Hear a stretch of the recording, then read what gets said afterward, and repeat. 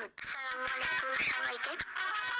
রাতে 2টা বাজে আমরা বানাচ্ছি ক্রিসপি চাপাটা noodles. The balance of the rich flavor, halka spicy, halka tangy, the perfect balance. Every bite is bursting with flavor. Smells so good you can't resist.